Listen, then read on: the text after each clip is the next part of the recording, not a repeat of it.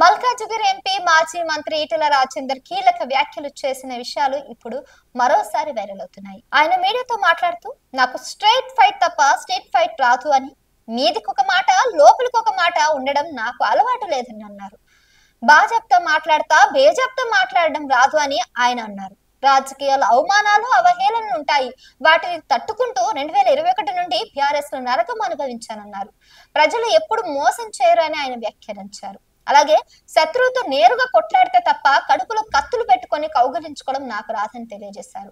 Psycho sadist ఎవరి అండతో ధైర్యం చేశాడో బీఆర్ఎస్ బీ కేర్ఫుల్ బిడ్డ అంటూ తన అనుభవాన్ని స్పష్టం చేశారు. అంతేకాకుండా హుజరాబాద్ లో గత 20 ఏళ్లుగా స్థానిక సంస్థల ఎన్నికల్లో ఓడిపోలేదు. 2019 లోక్సభ ఎన్నికల్లో బీఆర్ఎస్ కి 53,000 మెజార్టీ వచ్చింది. ఉమ్మడి కరీంనగర్ జిల్లాలో నా అడుగు పడని పల్లె లేదన్నారు. నా చరిత్ర ఏంటో ప్రజలందరికీ తెలుసు. ధీరుడు వెనుదీరుకుడు ఎంతవరకు ఓపిక పట్టాలో నాకు తెలుసు అని హుజరాబాద్ తన బలమైన కోట అని ఆయన పేర్కొన్నారు. అలాగే కార్యకర్తల ఆవేదనకు అర్థం ఉంది. కార్యకర్తలకు రాజకీయ అవసరాలు తీర్చలేనంత నిస్సహాయంగా నేను లేను. నా అనుభవం వాడుకుంటే పార్టీకి ఉపయోగపడుతుంది. పదవులే పరవధిగా భావించే వాడిని కాదు. ఏ పార్టీలో పనిచేస్తే ఆ పార్టీకి అంకిత భావంతో పనిచేస్తాను అని తెలిపారు. తన భవిష్యత్తు ప్రణాళికల గురించి మాట్లాడుతూ, 10 రోజులకు ఒకసారి హుజరాబాద్ వస్తా. నియోజకవర్గంలోని ప్రతి మండల కేంద్రంలో ఆఫీసులోకి నేను వెళ్తాను. కార్యకర్తలతో మాట్లాడతాను. కార్యకర్తలు కుంగిపోవద్దు అని ఆశ్రయిస్తాను. హుజరాబాద్ వస్తా, మీ వెంటే ఉంటా, మిమ్మల్ని గెలిపించుకుంటా అని స్పష్టం చేశారు. అదేవిధంగా కొత్త పాత వాళ్ళనే భావన లేదు. ఎవరి దయాదాక్షిణ్యాలు అవసరం లేదు. కోవటులు రాజకీయాల్లోనే కాదు అన్నింట్లోనూ ఉంటారు. వారి గురించి బాధపడకండి. కురస స్వభావాలు మిమ్మల్ని చూసి నవ్వాలో ఏడవాలో తెలియడం లేదని వ్యాఖ్యానించారు. తెలంగాణలో ఈటెల రాజేందర్ రాజకీయంగా తేలికైన వ్యక్తి కాదు, లేదా కనీసం ఆయన అలా కాదు. ఇప్పుడు ప్రధానంగా కేంద్ర హోంశాఖ సహాయ మంత్రి బండి సంజయ్ నుండి బీజేపీలో జరుగుతున్న అంతర్గత దాడుల కారణంగా రాష్ట్ర అధ్యక్ష పదవిపై తన చివరి దాడిని కోల్పోయిన రాజేందర్ రాజకీయ అస్తిత్వ సంక్షోభాన్ని ఎదుర్కొంటున్నారు.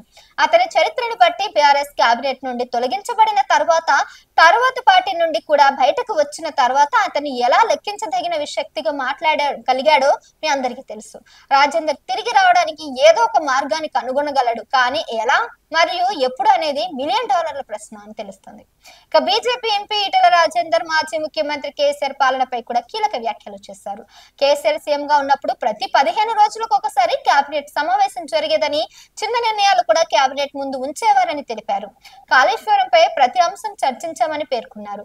కుంగిన పిల్లలను బాగు చేయాలని ప్రభుత్వానికి విజ్ఞప్తి చేశారు. బీఆర్ఎస్ లో కుటుంబ పాలన ఉంటుందని విమర్శిస్తూ బీజేపీ ఒంటరిగా స్థానిక ఎన్నికల్లో పోటీ చేస్తుందన్నారు. కాంగ్రెస్ ప్రభుత్వం పేదల ఇళ్లను కూల్చడంపై మండిపడ్డారు. తెలంగాణ అభివృద్ధికి కేంద్రం నుంచి బీజేపీ అనేక ప్రాజెక్టులు తెచ్చిందని స్పష్టం చేశారు. తెలంగాణ రాజకీయాల్లో బీజేపీ ఎంపీ ఈటెల రాజేందర్ చేసిన వ్యాఖ్యలు ప్రస్తుతం హాట్ టాపిక్ గా మారాయి.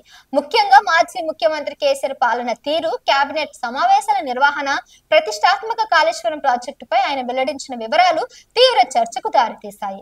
తన పార్టీ నిబద్ధను, రాజకీయ ప్రత్యర్థులపై తన వైఖరిని స్పష్టం చేస్తూ మీడియా ప్రతినిధులతో జరిగిన చిట్చాట్లో ఈటెల కీలక వ్యాఖ్యలు చేశారు. కేసీఆర్ ముఖ్యమంత్రిగా ఉన్న కాలంలో పాలన విధానం ఎలా ఉండేదో ఈటెల రాజేందర్ తన అనుభవాలను పంచుకున్నారు.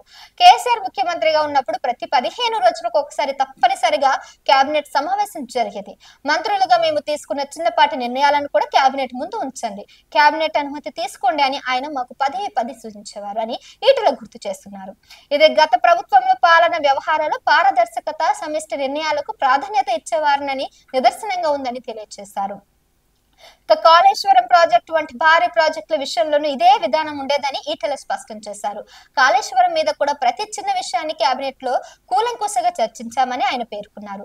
ఈ వ్యాఖ్యలు ప్రస్తుతం కాళేశ్వరం ప్రాజెక్టు పై కొనసాగుతున్న విచారణ, ప్రభుత్వాల మధ్య విమర్శల నేపథ్యంలో ప్రాధాన్యతను సంతరించుకున్నాయి. కాళేశ్వరం అంశంపై తాను కేసీఆర్, హరీష్ రావులు విచారణ కమిషన్ ముందు ఒకే మాట చెప్పమనడం సరికాదని, నాటి నిర్ణయాలు సమిష్టంగా తీసుకునేవని ఈటెల రాజేందర్ వివరించారు.